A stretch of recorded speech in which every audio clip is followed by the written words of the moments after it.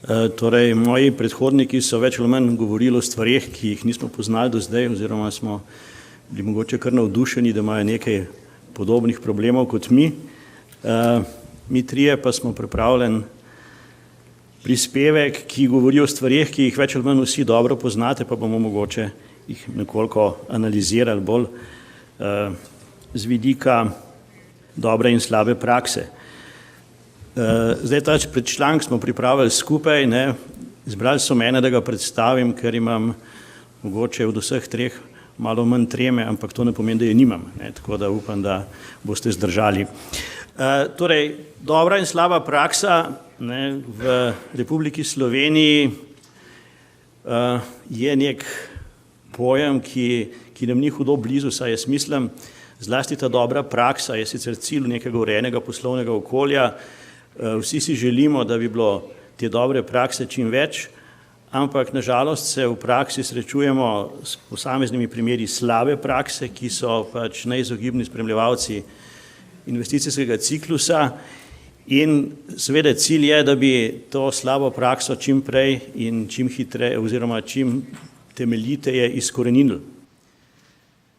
Zdaj slaba praksa lahko rečemo, da posredno ali pa neposredno vpliva ne samo na poslovne odnose med naročniki, izvajalci, bankami in vsemi drugimi udeleženimi, tudi politiko, vpliva tudi na kakovost izvedenih del, vpliva na trajanje teh izvedenih del in tudi samega izvajanja del in pa potem tudi na konec koncev na ekonomsko učinkovitost vloženih sredstev. Danes smo že slišali, mislim, da je kolega iz Bruslja rekel, da je tudi najdražja ponudba lahko na koncu se izkaže za najugodnejšo oziroma najcenejšo. Mi to seveda še nismo v svoji filozofiji mogli sprejeti.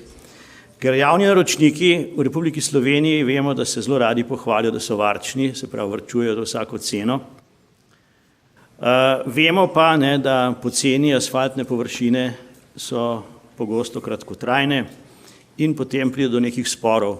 Sporih pa je vedno tako, da so zmagovalci odvetniki, žrtve pa so na koncu davkoplačevalci, ki, kot smo mislili v tem predavanju, ki je bil v 12. smo slišali, da ceste se pravzaprav gradijo za državljane, za davkoplačevalce, ne za naročnike, ne za politiko, ampak za nas, ki plačujemo davke. In mislim, da je ta rek, ki ga že dolgo poznamo, za malo denarja, malo muske, tudi tukaj zelo na mestu. Zdaj, kaj so te glavni razlogi, da do slabe prakse v Republiki Sloveniji sploh prihaja? Lahko rečemo, da je pogosto razlog slabo pripravljena razpisna dokumentacija, površna, nestrokovna, da javni naročniki za vsako ceno želijo nekaj privarčevati in pa tudi sistemski razlogi, med katere bi lahko šteli to ne dovolj premišljeno ali pa nekonsistentno zakonodajo, pomanjkanje politične volje, da bi se področje javnega naročanja zares celovito uredilo, pa tudi pomanjkanje volje za uskladitev poslovne prakse s praksami v primerljivih evropskih državah. Naročniki pogosto rečejo, kaj me briga, kako je drugje po Evropi, pri nas je tako in mi se obnašamo tako. Zdaj, mi govorimo, malo smo se predvsem fokusirali na asfalterska dela, imamo neko zakonske osnove, brez katerih seveda ne gre, in za izvajanje javnih del oziroma del na javnih cestah je nujno potrebno upoštevati najprej zakon o javnih cestah, potem vemo, da je bilo v skladu z 18. členom tega zakona je minister za promet izdal pravilnik za izvedbo investicijskih vzdrževalnih del in vzdrževalnih del v javno korist na javnih cestah, to je že naslov tak, da si ga je težko zapomniti. Potem imamo naše slovenske standarde in pa tehnične specifikacije za ceste. Te tehnične specifikacije za ceste uvajajo neke standardizirane podpise del s podrobno opisanimi zahtevami in pa tudi postopki za izvedbo in na koncu merila za ugotavljanje kakovosti izvedenih asfalterskih del. To se sliši fantastično. Se pravi, vzpostavili smo sistem dobre prakse, kjer pravzaprav nič ne bi smeli iti narobe. Imamo standardizirane popise, se pravi, pri razpisih bo vse jasno, kaj je treba ponuditi, kakšne morajo biti. Imamo podrobno opisane zahteve, tudi postopke, kako je take ceste treba zgraditi in na koncu tudi merila, po katerih preverimo, če so bile ta asfalterska dela v resnici izvedena tako, kot smo si želeli, če ustrezajo naročnikovim zahtevam. Ampak vidimo, da se dobra praksa pogosto ni obnesla, ali pa vsaj v zadnjih letih vidimo, da je tako, in da ta dobra praksa, ki zagotavlja korektno pripravo ponudb, nemoteno izvajanje del, kakovostne površine in pošteno plačilo na koncu koncev, kar je tudi smisel poslovnega oziroma poslovanja med firmami, vidimo, da če teh pravil dobre prakse dosledno ne upoštevamo v vseh fazah cikla, investicijskega cikla, ta dobra praksa zelo hitro postane slaba praksa. Se pravi, da se prelevi in udari od zadaj.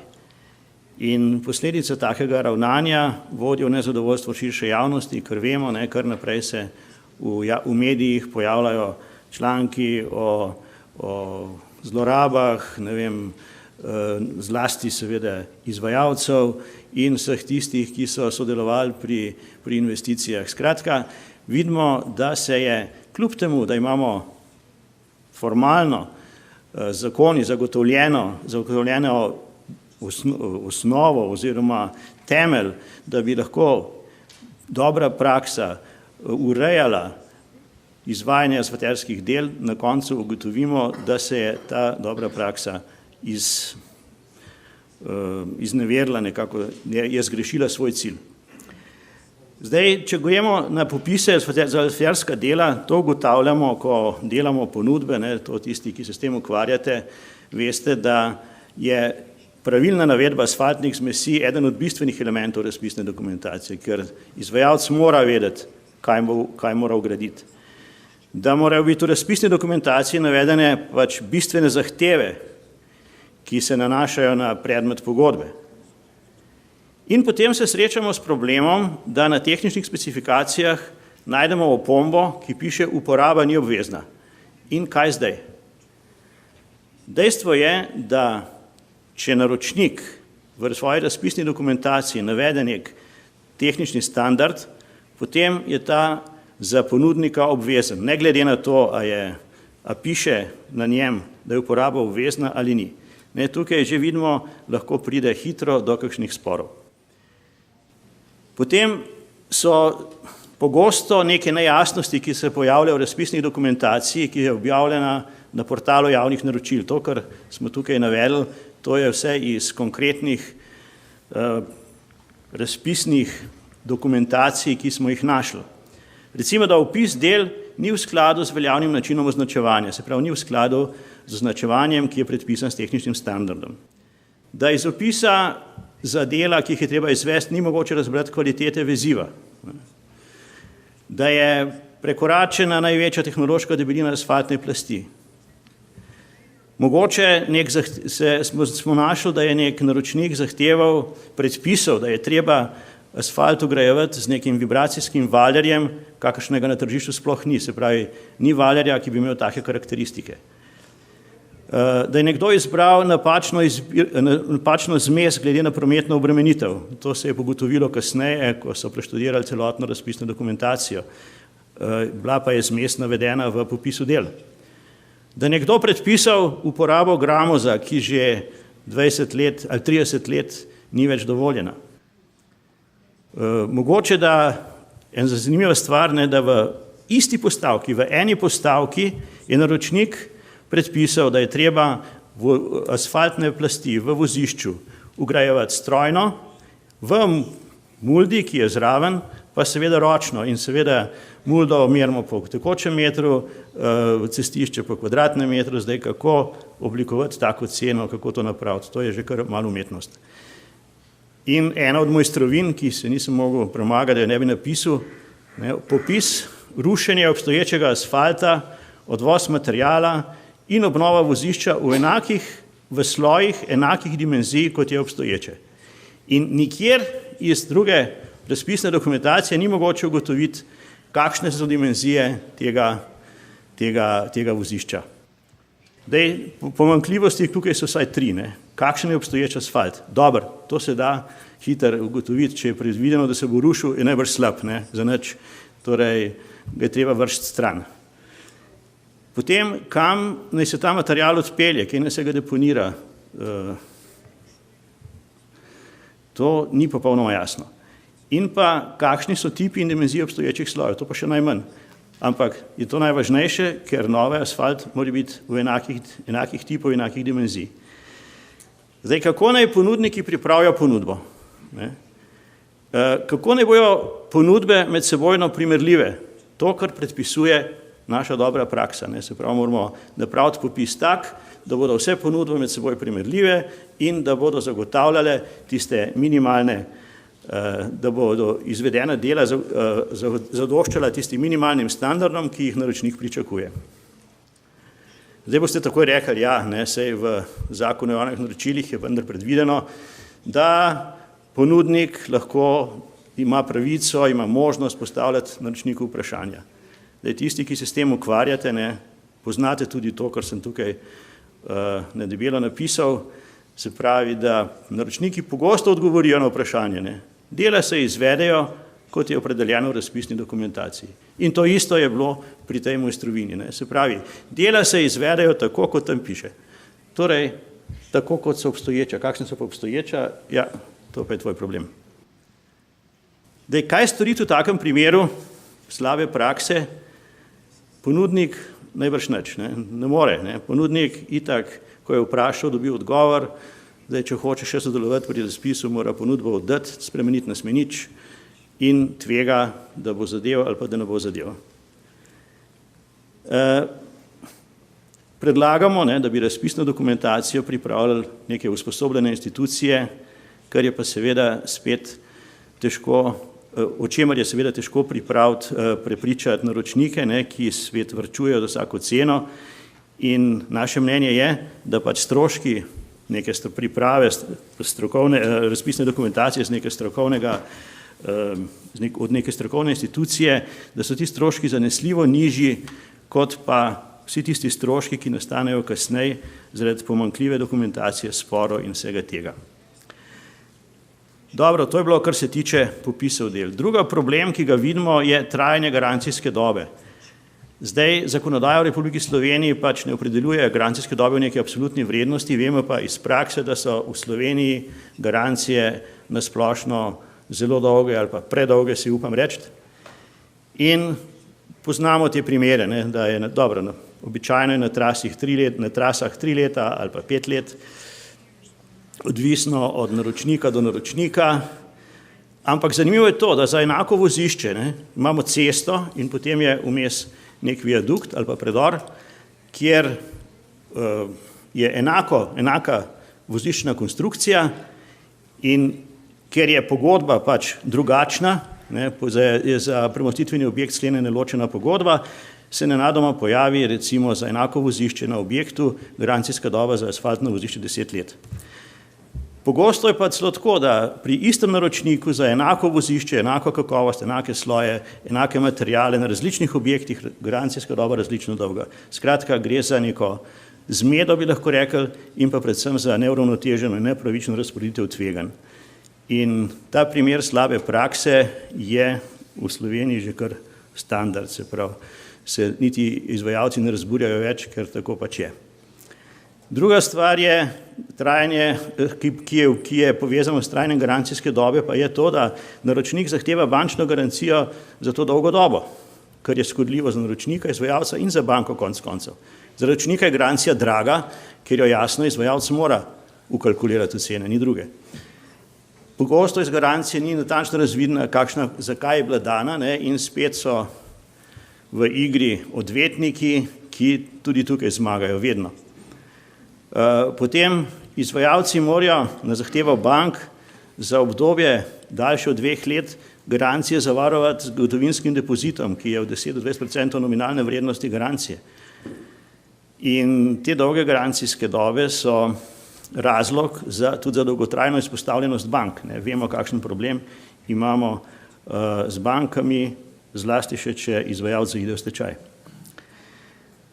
Ker se to dogaja, izvajalci ne morejo, ki nimajo potrebnih denarnih sredstev, ne morejo pridobiti bančnih garancij, se manjša število sposobnih ponudnikov na našem tržišču in seveda s tem se manjša konkurenca in tujci lahko uveljavljajo višje cene. Ne. Zdaj javni naročniki so pa bolj ali manj zaskrbljeni, v glavnem jih to ne skrbi, za njih je važno samo, da so vse naredili po zakonu in itak pa trošijo davkoplačevalski denar in je vseeno, koliko ga potrošijo. Ne.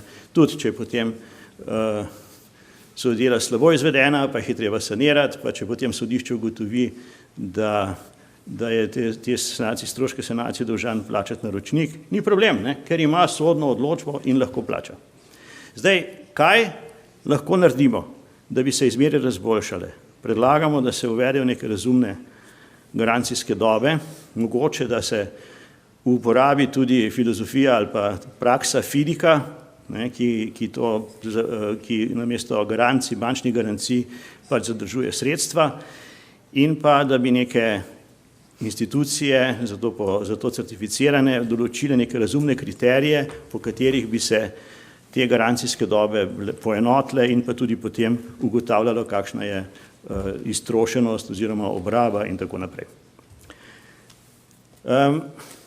Še en problem, ki ga imamo, je ta naša zakonodaja, se pravi, vemo, Zakon o javnem naročanju iz leta 2006 določa ravnanje naročnikov pri javnem naročanju blaga, storitev in gradenj in dvojček tega zakona je zakon, ki določa obvezno ravnanje naročnikov, ponudnikov, podizvajalcev pri javnem naročanju blaga, gradenj in storitev na vodnem energetskem področju in področju poštnih storitev. Ta drugi zakon, ne vem čisto dobro, zakaj je bil sploh napisan in tudi vemo, da se potem kasneje ni prav veliko uporabljal in veliko spreminjal, ampak ta zakon o javnem naročanju 2 nam pa dela kar preglavce. No, danes, ko sem prišel sem, je en kolega mi rekel, da sem genij, ki prodajam isto predavanje na vseh kongresih, pa ni čist res, ker problem je isti, ja, to je res, ampak tega sem res na novo napisal in ravno ta dan, ko sem pisal tole, so v državnem zboru sprejemali novi ZJN-3 in sem bil v veliki krizi, kaj zdaj narediti. Rok za oddajo prispevka je bil blizu, kaj ne čakam, kaj bo ta zakon prinesel, kaj bo rekel, ker konec koncev ne bi bilo okusno, da vam govorim o nekih stvareh, ki ne veljajo več. No, potem veste, kako se je steklo. No, ko sem zvečer gledal na Odmevih poročilo nekega predstavnika iz Ministrstva za finance in ko je ta razlagal, kakšne fantastične novosti prinaša ZJN-3, mi je bilo tako jasno, da gospod nima pojma, kako javna naročila potekajo in dejansko je potem tudi državni svet ta zakon začasno umaknil. V glavnem, ta 2 zakona, bolj se bomo fokusirali na ZJN-2, ki ga se uporablja, pač uvaja načelo optimalne selekcije ponudnikov, izbiro zanesljivih izvajalcev, učinkovit nadzor nad poslovanjem javnih naročnikov in pa preglednost porabe proračunskih sredstev. Vendar vidimo, da sta vsaj 2 problema, ki iz tega zakona izhajata, v Sloveniji zelo pereča, to je merilo za izbiro ponudbe in pa priprava razpisne dokumentacije in osnutka pogodbe. O razpisni dokumentaciji smo že govorili, ne bom zdaj izgubljal besed, pač pa je tale, 48. člen, jaz sem ga namenoma prekopiral, vidite, da pod točki A govori o vseh možnostih, na osnovi česa naročnik sme ali pa lahko odda naročilo. Potem točka B pa dovoljuje tudi na podlagi najnižje cene in seveda slovenska inovacija je najnižja cena in to velja in skoraj v vseh razpisnih dokumentacijah, tisti, ki jih poznate, vidite ali pa srečate ta stavek, merilo za izbiro najugodnejšega ponudnika je najnižja ponudbena cena. Vemo, da to najnižja ponudbena cena ne more zagotavljati optimalnega izdelka. Drugi problem je pa v 82. členu, ki sicer določa, da je treba med vso dokumentacijo, ki je predložena razpisni dokumentaciji, priložiti tudi posebne pogoje. Posebni pogoji so pravzaprav nekaj posebenega, to so se oproščam unemu kolegu, ki spet ponavljam, to so pogoji, ki so prevzeti iz FIDIC-ove prakse, ker veste, da prej še v jugoslovanskem sistemu smo imeli pogodbe, vsako podjetje drugačno, vsak pravnik drugačno, vsaka pogodba je bila vsaj 50 členov in tako naprej. Dobar, FIDIC je vzpostavil nek sistem, to je mednarodno združenje svetovalnih inženirjev, nek sistem, kjer razmejuje odgovornost med naročnika izvajalca in predvideva tudi določene postopke v primerih, ko pride do sprememb, dopušča vlaganje zahtevkov za nepredvidena dodatna kasneje naročena dela in pa tudi predvideva, kakšen je način reševanja nesoglasij. In naročniki so v zadnjem času, v zadnjih letih, odkar seveda se te večje investicijske gradnje vršijo tudi sofinanciranjem evropskih sredstev, so naročniki prisiljeni uporabiti FIDIC kot osnovo in potem seveda napišejo svoje posebne pogoje, v katerih pa potem temeljito pohabijo načela FIDIC-a, se pravi napišejo vse tisto, oziroma prečrtajo vse tisto, kar jim ni všeč. In če gremo pogledati samo na hitro, v čem se kaže ta slaba praksa, torej že nekajkrat sem poudaril, da sem prepričan, da se za najnižjo ceno ni mogoče dobiti najboljšega izdelka ali pa optimalnega izdelka, da je to stališče ali pa predpostavka, da so vsi ponudniki tako ali tako na osnovi razpisne dokumentacije ponudili enako kakovostne izdelke, zanesljivo nerealno, ker že tudi zakon sam omejuje, kaj se sme in kaj ne sme zahtevati, da pohabljeni FIDIC seveda ne more učinkovito reševati problemov na gradbišču in pa problematično je zlasti določilo tega zakona, da je za vsa spremenjena, presežna in dodatno naročena dela potrebno izvesti enega od postopkov za oddajo javnega naročila. Se pravi, ko vam pri nekem izvajanju nekih del se zgodi neka sprememba, če to spremembo ni mogoče tako med vrati skriti v kakšno postavko, je treba izvesti celoten postopek za oddajo javnega naročila z vsemi posledicami. Vemo, da se lahko tisti, ki je dal mogoče najnižjo ceno, pa ni bil izbran, pritoži ali pa v neki drugega ne paše se pritoži, s tem izgubimo toliko in toliko časa in to pogosto paralizira operativno izvedbo del. Skratka, tudi ta zakon zaradi svojih zahtev na nek način je posledica te slabe prakse ali pa razlog za to slabo prakso, s katero se srečujemo v praksi. Za zaključek, zdaj lahko rečemo, da smo teoretično v Sloveniji sicer vzpostavili na področju javnega naročanja sistem dobre prakse, ampak da danes, ko smo ta sistem preizkusili v praksi, ugotavljamo, da ta sistem bil premalo dorečen. Mogoče tudi en problem, s katerim, ki ga nočemo tako hudo javno priznati, pa je sigurno, namreč, da ključne faze v postopkih javnega naročanja vodijo ljudje, ki ali niso dovolj usposobljeni, ali nimajo izkušenj, ali pa kar oboje skupaj. To mislim predvsem na te manjše naročnike, predstavljajte si eno majhno občino, kjer naredijo vsakih 50 let enih 300 metrov ceste od pokopališča do občinske zgradbe mogoče, in to je za tistega gradbenega referenta tam življenjski projekt in on se tega loti, kakor se pač zna in more, z vso dobro voljo, ampak če nimaš izkušenj, je to težko. In ugotavljamo, da je zakonodaja pogosto prej ovira, kakor pa pomoč. Torej, slaba praksa v Sloveniji zagotovo zavira investicijski zagon in zagotovo slabo vpliva tudi na porabo davkoplačevalskega denarja. Nimamo časa, da bi zdaj šli v podrobne primere, čeprav jih je kar nekaj, o katerih bi se dal govoriti. Jaz sem prepričan, da smo v neki slepi ulici, iz katere nas lahko izpelje le sinergija vseh udeležencev v investicijskem ciklu. Seveda mora pa tukaj narediti svoje tudi politika, zakonodajalec in tako naprej. Torej, upam, da sem približno uspel predstaviti tisto, kar sem želel, torej, da imamo v Sloveniji sicer sistem, ki bi lahko zagotovil, da bi ta praksa bila dobra, ampak nažalost, ker smo malo tudi ta naša balkanska mentaliteta pomaga, ne spoštujemo vseh pravil in je pogosto tudi ta dobra praksa postala slaba. Torej, jaz upam, da so na obzorju boljši časi, ne samo za asfalterje, za celo gradbeništvo in Slovenijo. Hvala lepa.